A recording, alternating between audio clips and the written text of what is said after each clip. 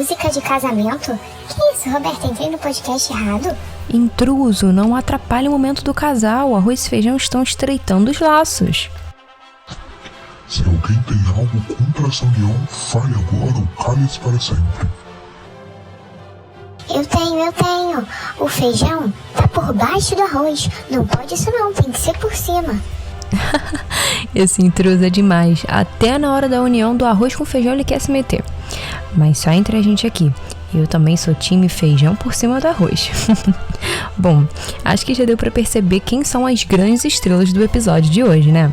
Essa duplinha tão amada por nós brasileiros e que tem grande destaque em nossa alimentação do dia a dia e na cultura e identidade alimentar do nosso país. Eu me chamo Roberta Breves e sejam bem-vindos ao último episódio dessa temporada do podcast Panela de Pressão, o qual é apoiado desde o início pelo programa de extensão do SABEC Unirio.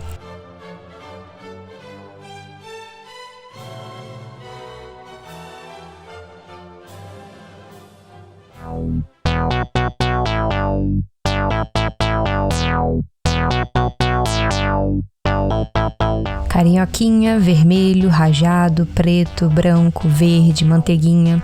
Esses são somente alguns tipos de feijões que encontramos na natureza. E quando falamos do arroz, temos de uma variedade enorme também. O branco clássico de cada dia, o integral, o parborizado, o vermelho, o basmati, entre diversos outros. E com cada tipo de feijão e de arroz podemos fazer inúmeras combinações e preparos culinários. Para certos preparos, determinados tipos de arroz e de feijão são mais indicados, para que alcancemos combinações ideais de sabor, aroma e textura. Mas minha gente, com essa variedade tão grande de grãos e cereais, podemos utilizar nossa criatividade para realizar preparações deliciosas e diferentes das convencionais que estamos acostumados, como feijão com caldo e arroz na panela. Durante essas 2 temporadas do Panela de Pressão, falei diversas vezes para vocês sobre a importância de irmos para a cozinha e nos aventurarmos com os temperos e ingredientes. Para elaborarmos preparos diferenciados com alimentos do nosso cotidiano, devemos sair da caixinha e nos permitir explorar texturas e combinações e estarmos dispostos a errar e acertar. Por exemplo, com feijão e arroz, podemos fazer baião de dois, salada de feijão fradinho, bolinho de feijão e arroz, chile, um mexidão de arroz com vários legumes, entre inúmeros preparos. Então já sabe, bora pra cozinha, meu povo!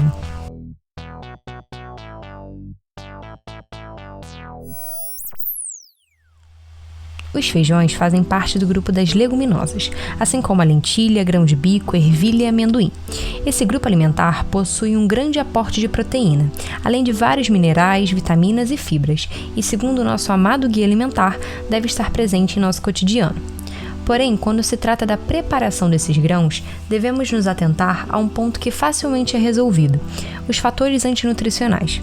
Essas substâncias estão presentes em diversos alimentos e podem causar desconforto abdominal em determinadas pessoas, bem como podem influenciar negativamente na absorção de proteínas, vitaminas e minerais. Ah, então não vou comer não. Ei! Volta aqui que rapidinho a gente resolve isso. Basta deixarmos de molho entre 8 a 12 horas os grãos.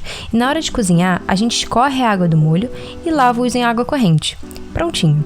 E para facilitar no dia a dia, coloca os grãos de molho à noite e cozinha pela manhã. E uma dica muito boa que faço aqui em casa e indico para todos: cozinhe a mais do que você vai consumir e congele. Ao invés de cozinhar de pouquinho em pouquinho, coloque uma quantidade generosa para cozinhar e congele em potes porcionados. Assim, no dia a dia basta descongelar, temperar e comer. Viu como é tranquilo? Já o arroz faz parte do grupo dos cereais e possui maiores quantidades de carboidratos. Porém, esse percentual varia entre os tipos de arroz. Alguns possuem mais amido que outros. Essa combinação do arroz e feijão é incrível tanto no sabor, quanto socialmente, quanto bioquimicamente. Quer saber por quê? Então chega aí.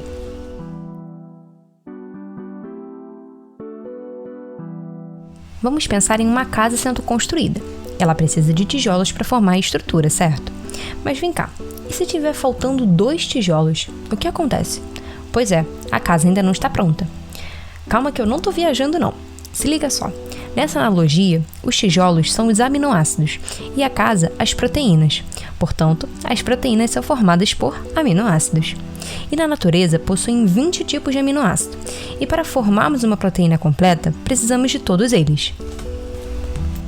Quando consumimos separadamente os cereais e as leguminosas, fica faltando aminoácidos. Porém, quando consumimos eles juntos, tcharam, eles se completam e formam uma proteína lindona. Perfeito, né?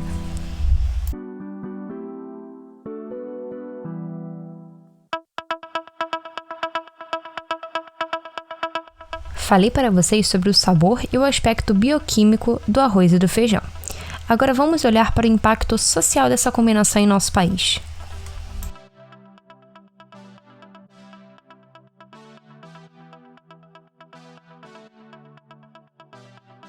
O arroz e o feijão fazem parte da base da nossa cultura alimentar aqui no Brasil. Comer arroz e feijão é um ato de resistência contra a indústria dos alimentos ultraprocessados que empurram pra gente produtos alimentícios para substituir as refeições tradicionais e caseiras. Comer arroz e feijão é estar em contato diariamente com a abundância da natureza e com as preciosidades que elas nos oferecem. Arroz e feijão fazem parte da nossa história. E para contar um pouco mais sobre o impacto desses alimentos na nossa cultura, chamo vocês para conhecerem a ilustre convidada desse último episódio. Boa tarde, eu me chamo Ruth Costa, sou professora adjunta do curso de graduação em nutrição do Centro Multidisciplinar da Universidade Federal do Rio de Janeiro, Macaé. Sou doutora em Educação em Ciências e Saúde pelo Instituto NUTES da UFRJ, mestre em Alimentação, Nutrição e Saúde pelo Instituto de Nutrição da UERJ e membro do Núcleo de Estudos Afro-Brasileiro e Indígena da Cidade Universitária de Macaé. Coordeno o projeto de extensão Culinafro, que também é um grupo de pesquisa cadastrado no Diretório de Grupos de Pesquisa do CNPq. Em primeiro lugar, eu quero agradecer ao convite da Roberta para participar do podcast Panela de Pressão. Diante desse convite, eu decidi conversar com vocês, trazer um pouco sobre a feijoada, que foi tema do capítulo A Feijoada da Comunidade Remanescente de Quilombo Machadinha para pensar o mito da democracia racial, que eu escrevi para o livro do projeto de extensão Culinafro, que se chama Tempero de Quilombo na Escola, as experiências de extensão do projeto Culinafro, que está disponível na bio, no link da bio do nosso projeto de extensão na plataforma Instagram. Nossa, muito grata pela sua contribuição, Ruth. Passo a palavra para você enriquecer mais esse episódio com seus estudos quanto à feijoada na comunidade do Quilombo Machadinho.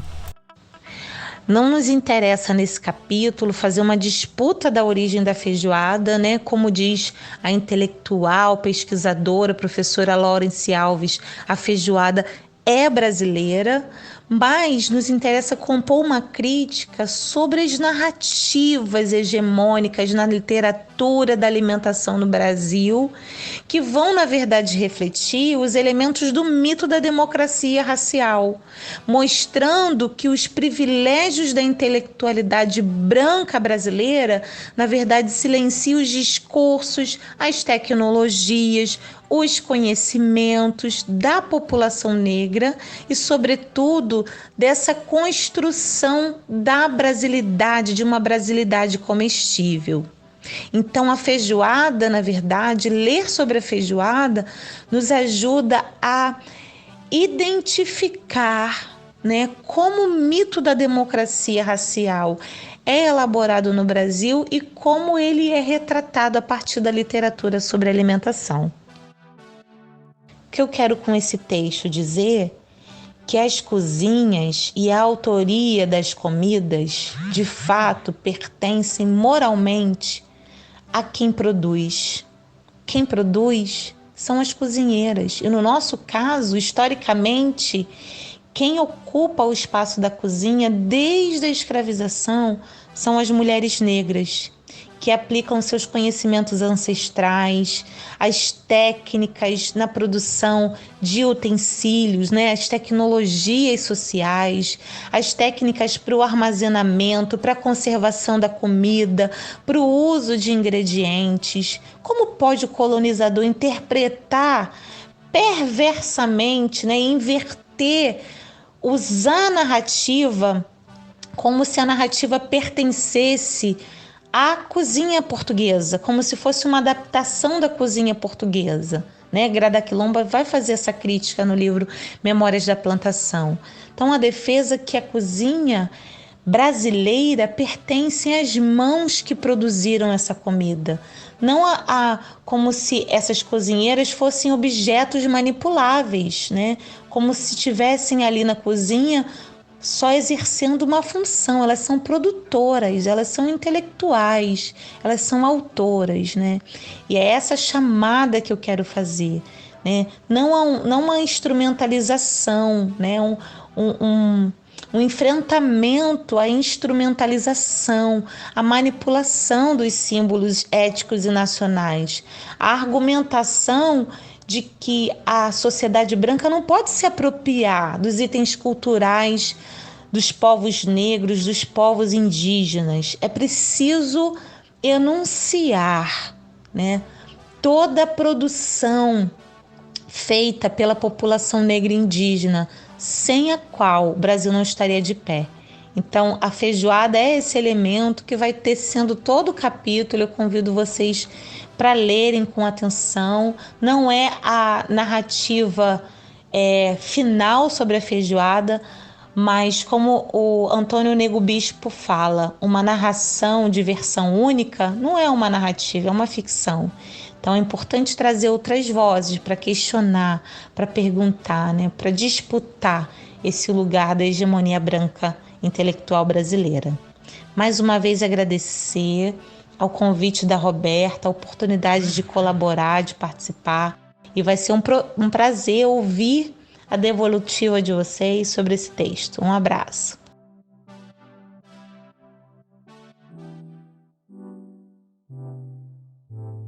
Uau, estou apaixonada pelas falas da doutora Ruth. Muito interessante conhecermos mais sobre a feijoada e nossa cultura. Bom, pessoal, essa temporada já está chegando ao fim e eu estou muito feliz por fazer parte dela com as minhas dicas. E para fechar com chave de ouro, indico para vocês um episódio do Globo Repórter sobre o arroz e feijão. É muito bacana. E o link para acessar está no site do Panel. Valeu, amigos. Até a próxima temporada. Beijo!